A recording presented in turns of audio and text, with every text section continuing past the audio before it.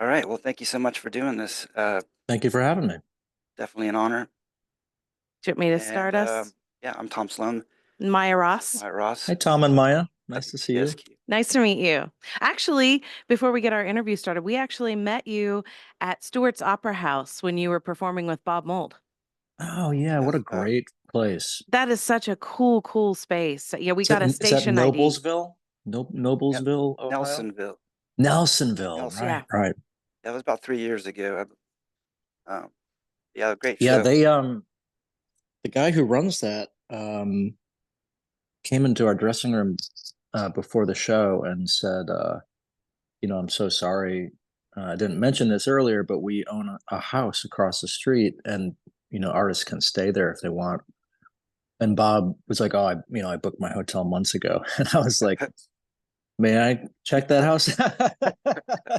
And it was so cool because it was like a furnished grandma's house in Midwest. Okay, that's awesome. It felt very familiar to me.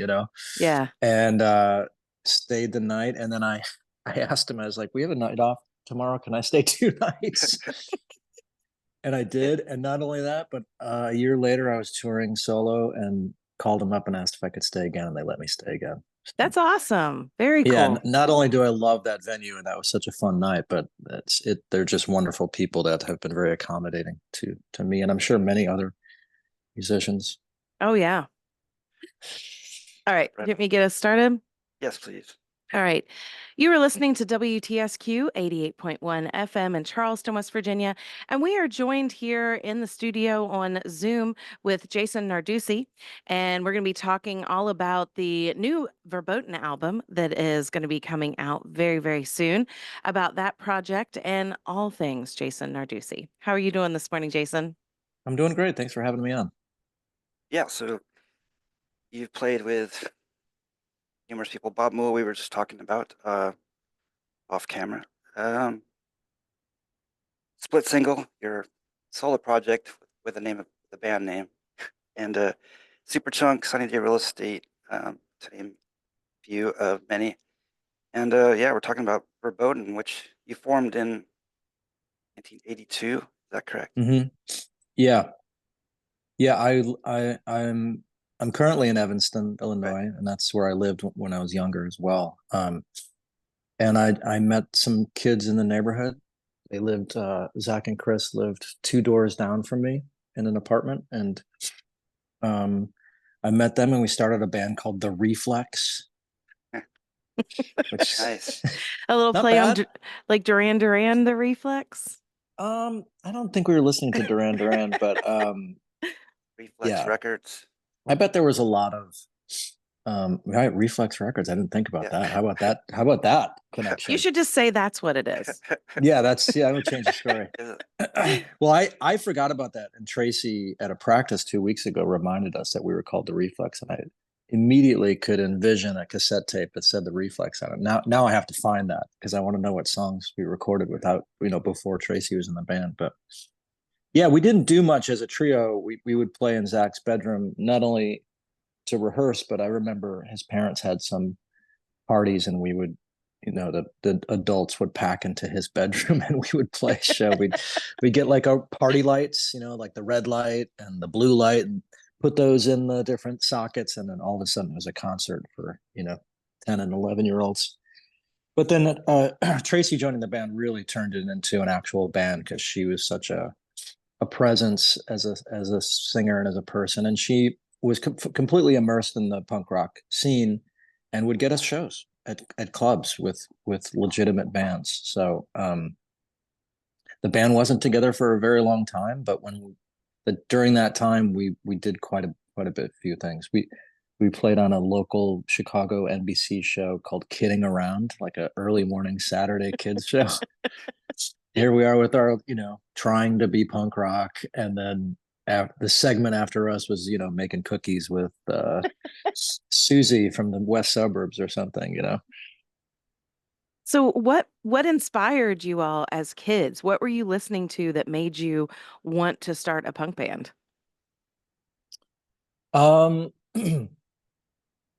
That's a good question. I don't know. I mean, there's a bunch of moments in my life that I could, before that influenced all, my dad taking me to see The Kids Are All Right, which was the Who documentary that came out in 1979. I was 8. And then he took me to see Cheap Trick in February of 1981. I was 10. That's right when I got my first guitar. So it was really like, those were two biggies. And then punk rock was something that we were all discovering. Chris and Tracy more so, but I loved it. And that just felt like our music, because our parents didn't really understand it. My dad liked Cheap Trick and liked a lot of the bands that I liked, but punk rock was like, okay, now this is our generation, and listening back to Verböten playing that music, we weren't, because we were so young and, new to our instruments, it ended up sounding more like new wave. It was almost like, like if the Go-Go's tried to play punk rock or something. I know in their early days that they were, but Yeah, they were really involved in the punk scene, which is a cool little tidbit about them. But in yeah, LA, yeah. But yeah, then it got a lot more poppy, quick, great songs. We love them too, but so there was a couple songs where I think you could call it punk rock, but mostly it was kids just trying to, I was 11 writing songs. There was one time Tracy asked me, because her cousin is Dave Grohl, and we've gone to many shows and I've toured with them.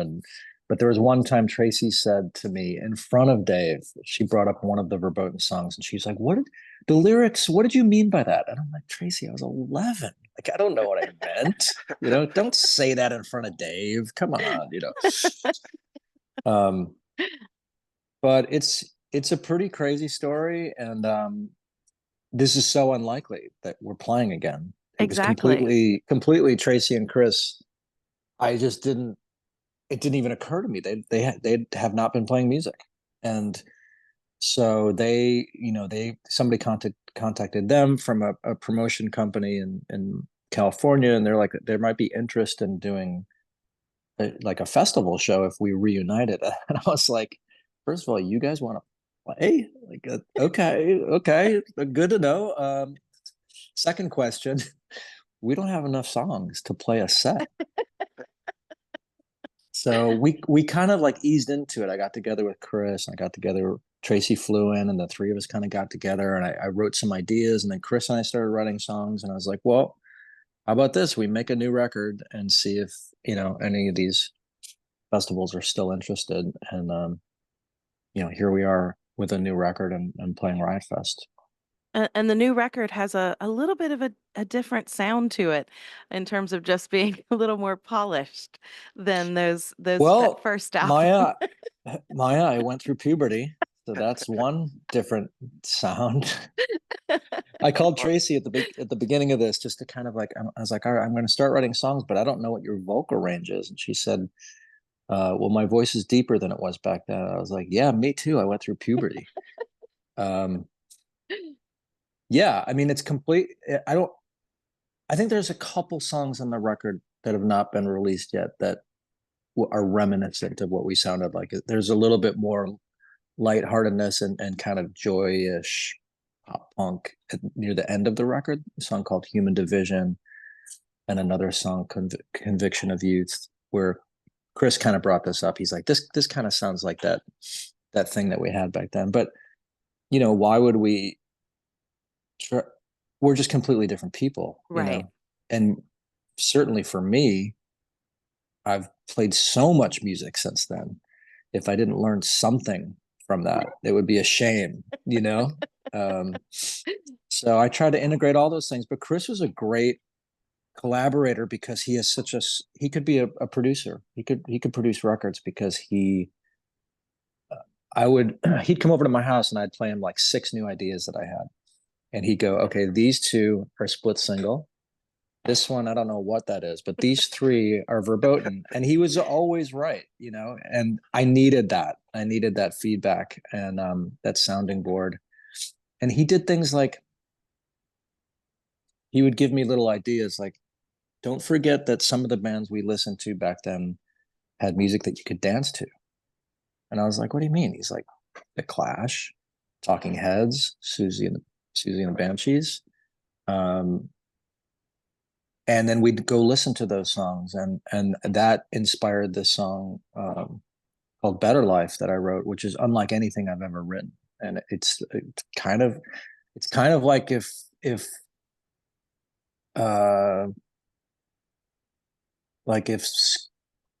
Glenn Tilbrook was fronting the Stooges and they were covering a Susie song. It's like, because I kind of sound like Glenn Tilbrook, so it's me singing, but then it's this distorted bass and these bells, kind of like Stooges, and then it's this dance beat like Susie and the Banshees. It's like you mix all these things together and then write a melody and some lyrics, and it just becomes this other thing. And so Chris was really integral to the process for me, because we did this very quickly. The first time I got together with him was like November 9th of last year. Wow. And we wrote a song called Kicking Away. That was the first thing. He had this riff and I just ran with it. And then it's a song about skateboarding. Nice. Nice. I've never done that before. But we used to skateboard to practice and skateboard around Evanston. So it was kind of like a look back at that. That really says something about you all as a band and as friends, that you could come together after that huge span of time and still be able to put an album out in such a short period of time. It was very quick. I mean, we all stayed friends. Yeah. All of us. And in fact, Chris lives 4 blocks away from me, and we hang out a lot, mainly in his backyard drinking beers. any time of year. Yes. And Zach's in Chicago. I see him probably once a month, and Tracy's in Florida. But we were all in touch. This was not like, oh, I haven't seen you in 40 years. It was more like, I can't believe we're playing music. So it's been wild. It's been a wild project.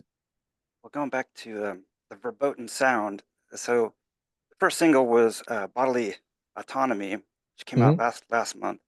And when I first heard that, I mean, I was familiar with 7-inch, or part of what was put on a cassette, I guess, back in '82. And it definitely had, I mean, obviously, what Maya was saying, more current and polished, but it definitely had the same feel to me, the energy of Verboten compared to your other projects, like Split Single, like you're saying. And then, but when you guys get together, I mean, do you kind of go back to that time to get that sound, or when you get together, does it automatically, the Verboten sound comes out? I mean, I'm kind of surprised to hear you say that. I don't hear that similarity, but I suppose it's inevitable. It's Tracy and I singing together. Right. I think I mean, no, because those guys haven't been playing. Well, I mean, but I mean, not so much the sound, but the feel that you had back then, the energy, the chemistry. Yeah, the personal energy. Yeah, the personal energy. So in February, Tracy flew in to Chicago, and the 3 of us got together for a couple days, and that was wild because the personal, like they kind of they reverted back to kind of teenage humor, and it was wild. I mean, it's not like we haven't hung out before, but with guitars in our hands, that was different. Yeah. And it kind of like brought back some basement practice vibes. I just actually found a cassette that said on it Verboten Last Practice, and I listened to some of it, and it's pretty wild to hear. You've got to get that on Bandcamp. You've got to get that released. Oh, I don't know how listenable it is. For someone like me, I mean, it's wild. It's really nice to hear like there's complete camaraderie, even though it's our last practice. And I mean, those guys would remember better than I would the circumstances. I don't even know why we broke up. I honestly don't. So I'll have to ask them. But when was the last practice, or what? 1983. Yeah, we did. Oh, you know what it might have been? I still don't know why we did, but that TV show that I was telling you about, we did it was either like May of '83 or June of '83, and we had already broken up. So if you can watch it on YouTube, and they interview us, and the guy's like, "So you guys gonna keep this going?" And I said something like, "If things turn out right, yeah." You know, we already knew that we broke up, but we were totally friends. There was never any kind of like animosity or anything. But listening to that practice is, you know, middle school kids are like feral animals. Yeah. I don't mean that in a demeaning way. I just mean like the high intense energy of everything. You know, like there's kind of a conversation going on about the arrangement of a song that we keep starting and stopping and starting and stopping. And while that conversation is happening, the drummer is doing, Zach is doing all these wild fills, you know, you know, so you're listening to these, like, I'm losing my mind. And Chris is going, "Look at me, my bass is," like he's done something with his strap and it's like around his neck or something. And it's just chaos. And yeah, it just feels, you know, as a 53-year-old, it's just like I can listen to like 2 minutes and then I need to take a break, take a nap. 2 minutes and then I'll take a nap and then I'll listen to another 2 minutes. So back in 2020, you came out with the Verboten, the musical, Mhm. and that was That wasn't my idea either. wasn't your idea. No. Where did that come about?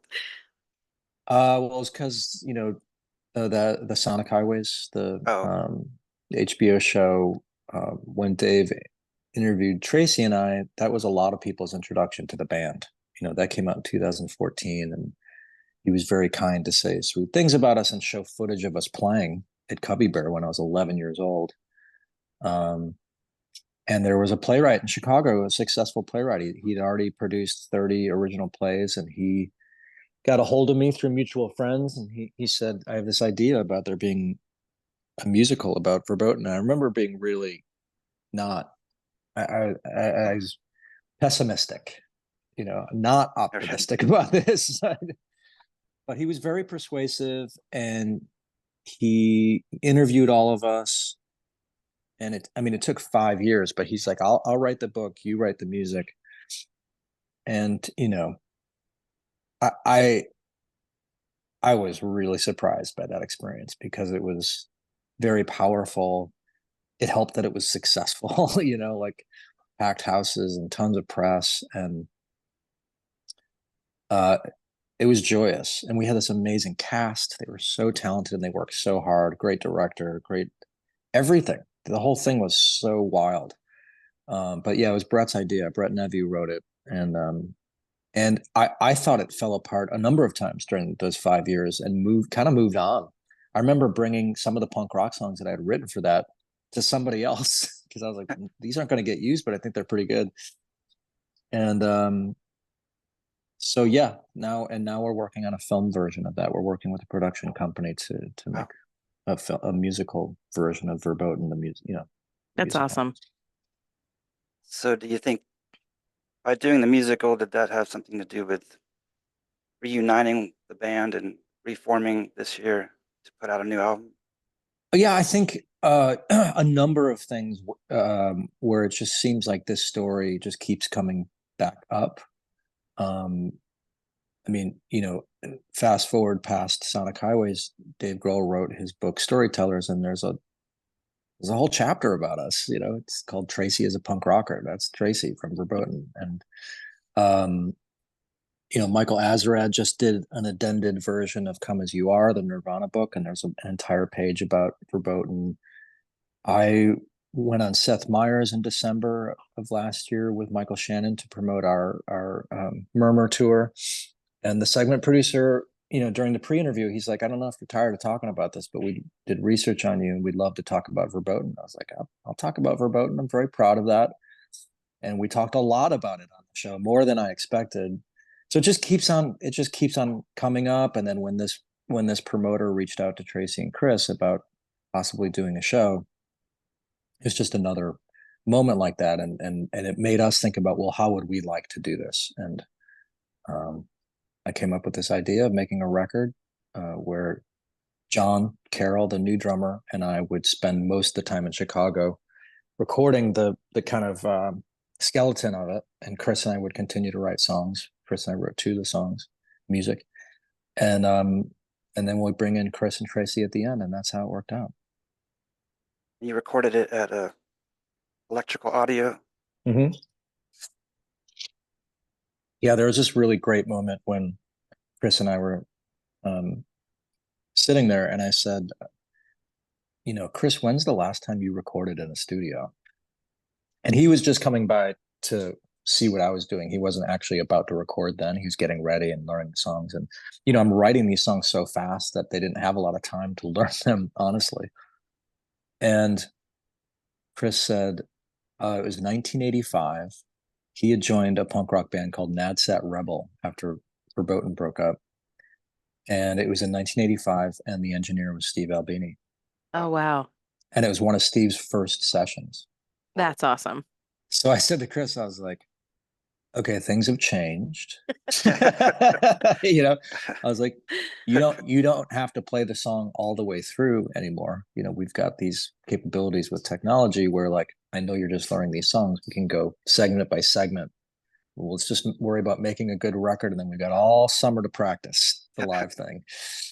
And it wasn't long after that Steve walked into the studio to talk to Taylor, our engineer and studio manager, about something. And I said, hey, Steve, this is Chris from Verböten and Nadsat Rebel. And Steve walked around the console and shook his hand. And that will now be a cherished memory. I already liked that moment for myself.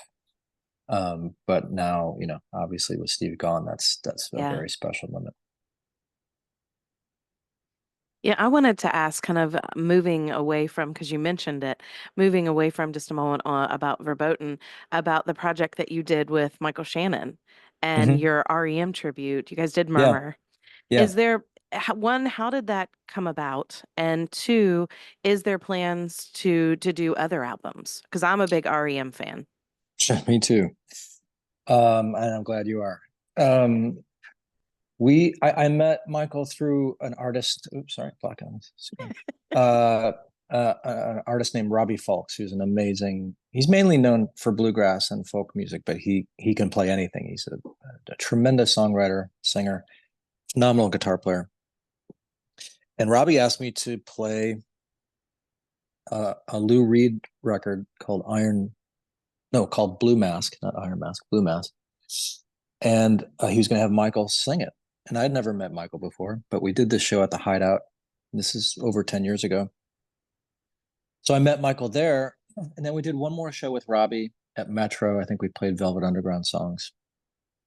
And then Robbie moved to LA, and Michael reached out to me and said, hey, I want to play the Smiths' Queen is Dead. Can you put a band together for me? So I booked the show at Space in Evanston and put together a band, and that went well. And we just it kind of became an annual thing where we would do like a Dylan record or a Neil Young record or Modern Lovers, and for me it was a fun challenge. I mean, not only to kind of be musical director and pick different musicians for each project, but also to learn an entire record for one song it's like taking a college course, Yeah.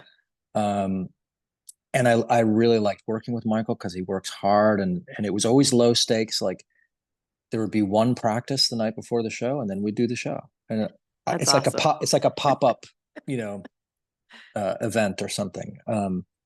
So we've been doing that for 10 years. And last year we did Modern Lovers in January at Space in Evanston. And then I think it was like May, I saw that he was coming back to Chicago to help promote a local theater. I reached out to him. I was like, you want to do another one? Because we don't usually do more than one a year. And he's like, sure. What do you want to do? And I was like, well, it's the 40th anniversary of Murmur. I knew that he liked REM, that he loved REM. And he said, okay, let's do it, but it's got to be at Metro. And as musical director, a little inside baseball here, I want to make sure, and of course Michael does too, but I feel responsible to make sure that the band gets paid well, because it's a big assignment to learn, that many songs, play it once and walk off the stage and that's it. So at a place like Metro, the overhead is quite substantial. It holds 1150, and you got to sell a certain amount of tickets before you start to make money. So I was not so sure about that, but I called Metro and threw the idea at them, and they're like, well, it's our 40th anniversary too. And the first band to ever play here was REM. And I was like, oh, okay, we got to do it. All the stars aligned right there for you. All the stars aligned except for the timing, because it was 1 month before the show that we announced it. So usually want to give people 3 months to buy tickets or more. 1 month was tough, but we still almost got to 1,000. And the energy at that show and around it, in other words, before we played the show, I got an offer to play in San Francisco from another venue.